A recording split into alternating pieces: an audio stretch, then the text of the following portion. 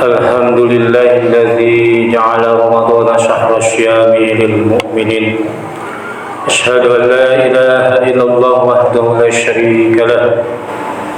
Al-Malikul Haqqul Mubin wa asyhadu anna Muhammadan abduhu wa rasuluhu shadiqul wadil amin. Allahumma shalli wa sallim wa barik ala sayyidina Muhammadin wa ala alihi wa sahbihi ajma'in, amma ba'd. Fa ya ibadallah, usikum wa iyaya bi taqwallah faqad fazal muttaqun.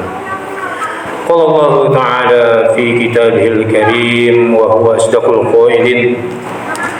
A'udzu billahi minasy syaithanir rajim. Syahrul ramadhanal ladzi unzila fihil qur'an hudal linnas wa bayyinatin minal huda wal furqan. Al-ayat. Shadaqallahul azim wa shadaqa rasuluhun nabiyul karim wa nahnu ala dzalika minasy syahidin wa syakirin walhamdulillahi rabbil alamin. Ma'asyiral muslimin wa zumratal mu'minina rahimakumullah. Segala puji sepatutnya hanya kita panjatkan bagi Allah, karena atas perkenannya kita masih diberikan kesempatan di bulan Ramadan ini melaksanakan ibadah saum. Kemudian insyaallah kita akan melaksanakan salat Jumat berjamaah di masjid yang sangat dimuliakan ini. Salawat serta salam semoga tetap tercurahkan pada junjungan ala Nabi yang agung, Nabi besar Muhammad sallallahu alaihi wasallam, kepada keluarganya, para sahabatnya, tabi'in wa tabi'it tabi'in, termasuk kita sekalian dan seluruh umatnya yang mengikuti risalahnya sampai akhir zaman, sehingga kita kelak di akhirat nanti insyaallah akan mendapatkan syafaatnya. Amin ya Allah ya Allah. Dan dalam kesempatan khutbah Jumat ini juga khatib punya kewajiban untuk menyampaikan, mengingatkan, mengajak, baik bagi diri pribadi khatib maupun jamaah Jumat sekalian. Mari kita sama-sama meningkatkan kualitas ketakwaan kita kepada Allah Subhanahu wa taala dengan takwa yang sebenar-benarnya takwa, di mana kita sanggup untuk melaksanakan segala apa yang menjadi perintahnya dan meninggalkan apa-apa yang menjadi larangannya. Hadirin jamaah Jumat yang sama-sama insyaallah dirahmati Allah Subhanahu wa taala, bulan Ramadan sering kita mendengar sebagai bulan al-mubarak, bulan penuh keberkahan, bulan maghfirah, bulan penuh ampunan. Tapi di bulan Ramadan pun pernah terjadi peperangan yang dimenangkan oleh orang-orang Islam. Juga di bulan Ramadan terjadi pula permulaan diturunkannya Al-Quran, yang sering kita menyebutnya dengan istilah Nuzulul Quran. Dan juga di bulan Ramadan ada malam 1000 bulan yang disebut dengan malam Lailatul Qadar. Khusus untuk khutbah kali ini yang sangat singkat, khatib hanya ingin mengajak kembali, mari kita memaknai momentum Ramadan dengan ada peristiwa Nuzulul Quran itu, kita jadikan Al-Quran sebagai imam dalam kehidupan kita. Hadirin yang Jumat yang sama-sama mengharapkan ridha Allah Subhanahu wa taala, sudah jelas Allah pasti punya tujuan menurunkan Al-Quran, dan sama-sama disepakati turunnya Al-Quran di bulan Ramadan, tepatnya di malam tanggal 17 Ramadan. Quran surat Al-Baqarah ayat 185, firman Allah sehingga mengabadikan turunnya permulaan Al-Quran ini, Syahrul Ramadhanal ladzi unzila fihil Quran. Bulan Ramadan adalah bulan permulaan diturunkannya Al-Quran. Jadi Quran tidak turun sekaligus seluruhnya 30 surat. Tujuannya untuk apa? Hudal linnas, jelas, petunjuk bagi manusia, pedoman bagi manusia, cahaya bagi manusia. Wa bayyinatin minal huda wal furqan, penjelasan-penjelasan terhadap petunjuk tadi dan juga pembeda antara yang hak dan yang batil. Salah satu rukun iman kita adalah mengimani Al-Quran.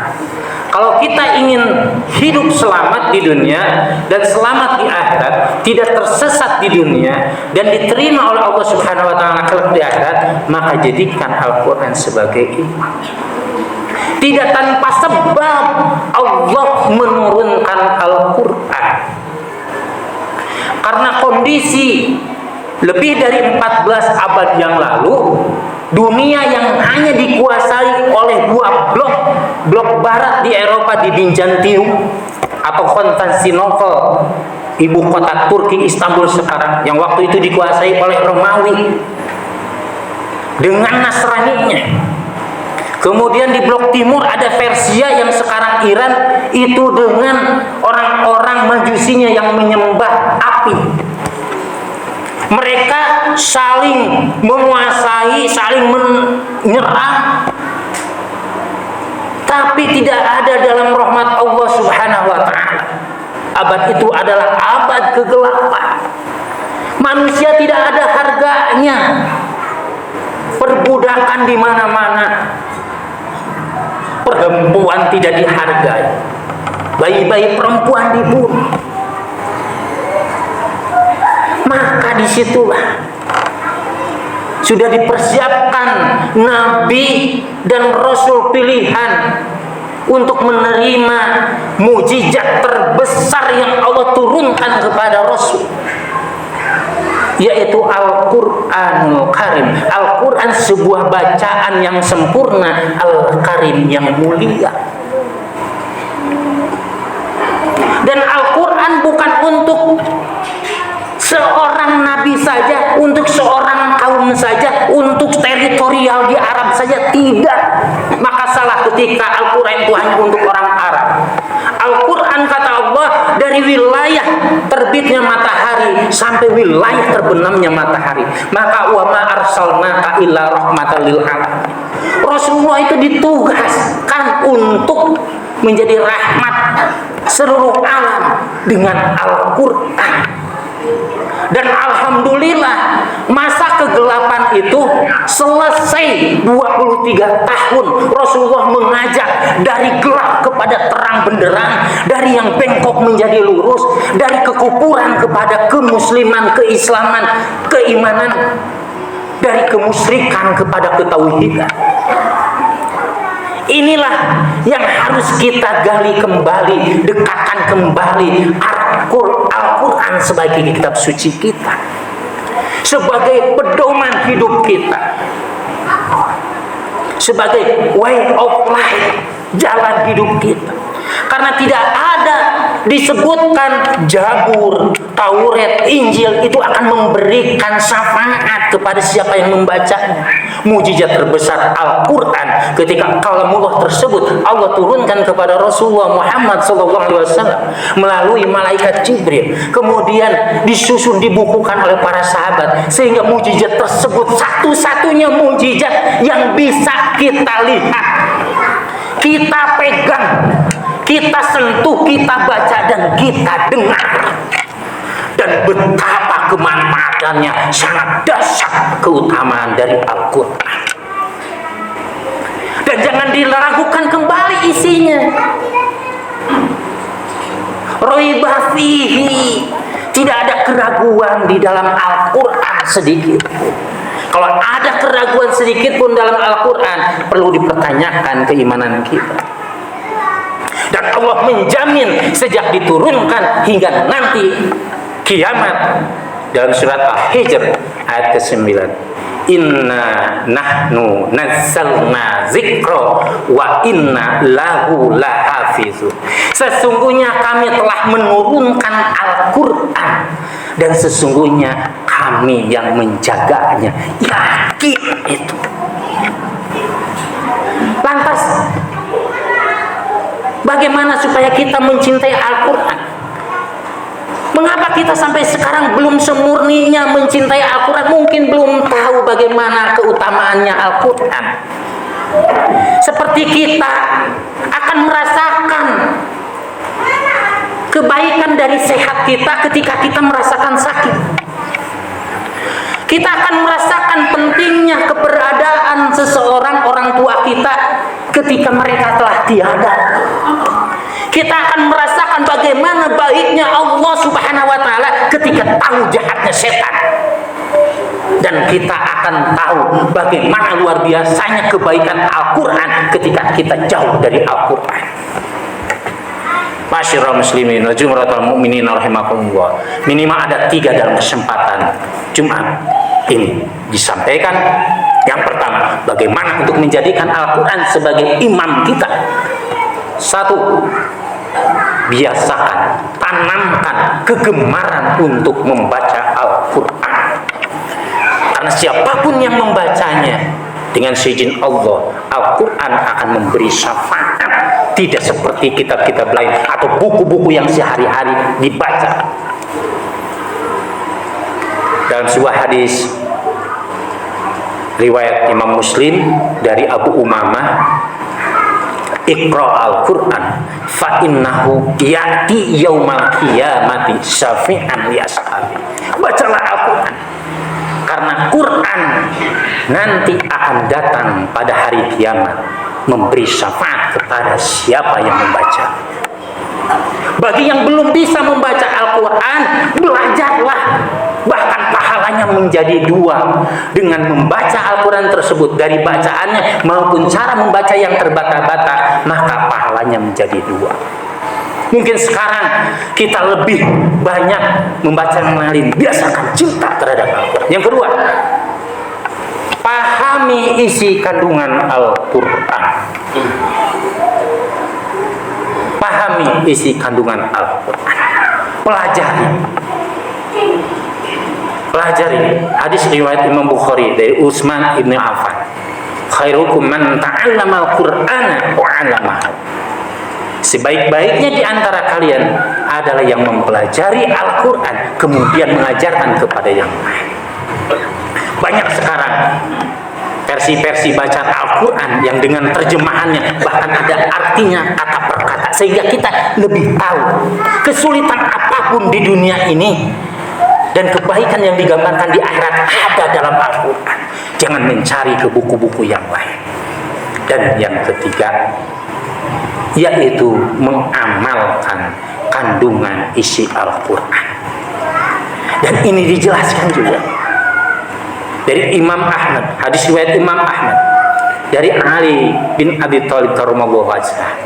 Man qara'al Qur'ana fastadharahu fa halala halalahu wa harrama haramahu adkhallahu Allahul jannah.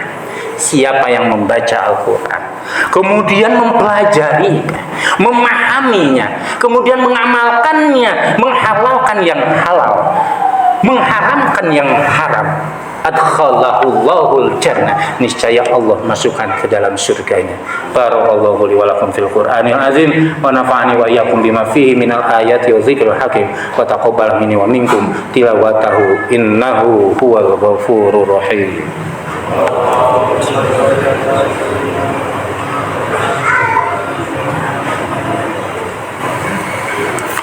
Innal hamdalillah nahmaduhu wa nasta'inuhu wa nastaghfiruhu wa na'udzu billahi min shururi anfusina wa min sayyiati a'malina may yahdihillahu fala mudilla lahu wa may yudlilhu fala hadiya lahu.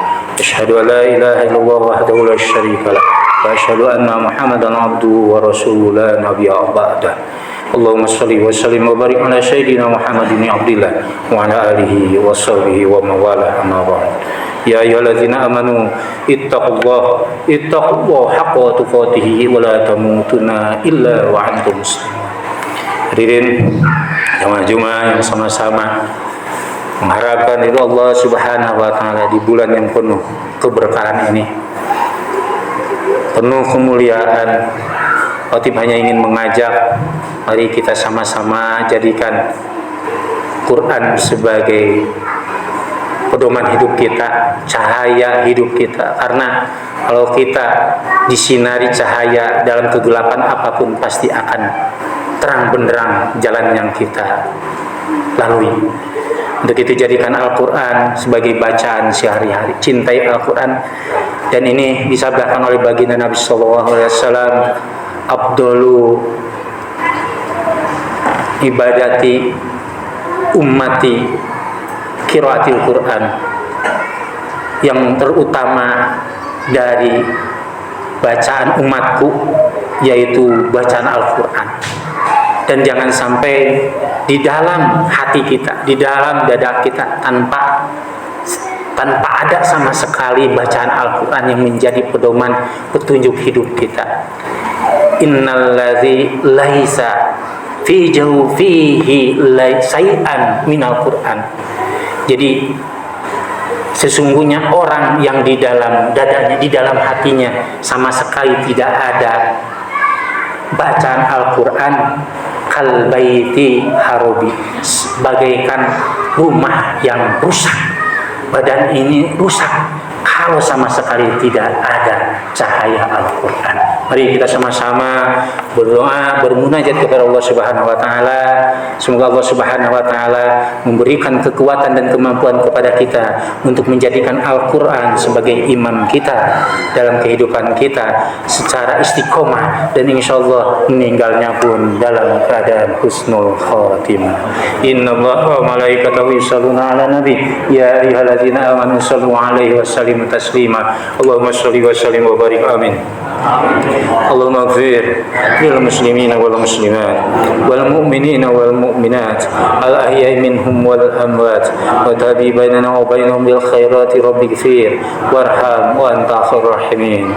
Ya Allah ya Rabb, di bulan penuh kemuliaan ini, di hari penuh keberkahan ini ya Allah, kami mengakui segala kesalahan kami ya Allah. Untuk itu ampuni kami ya Allah, ampuni kedua orang tua kami ya Allah, ampuni saudara-saudara kami kaum muslimin muslimat mukminin mukminat dimanapun mereka berada ya Allah. Sembuhkanlah saudara-saudara kami, keluarga kami yang sekarang sedang mengalami sakit ya Allah, dengan kesembuhan yang sempurna ya Allah. Tunjukkanlah kepada kami jalan yang lurus, jalan yang Engkau ridhoi, jalan yang apabila kami berpijak di atasnya tidaklah akan tersesat buat selamanya. Jadikan Al-Quran sebagai pedoman hidup kami ya Allah, agar kami dapat menapak menuju hari esok yang lebih pasti dan lebih baik ya Allah. Allahumma inna nas'aluka husnul khatimah husnul khatimah wa na'udzubika min su'il khatimah. Ya Allah, jadikanlah sebaik-baik umur kami agar menjadi yang terbaik di akhir usia kami.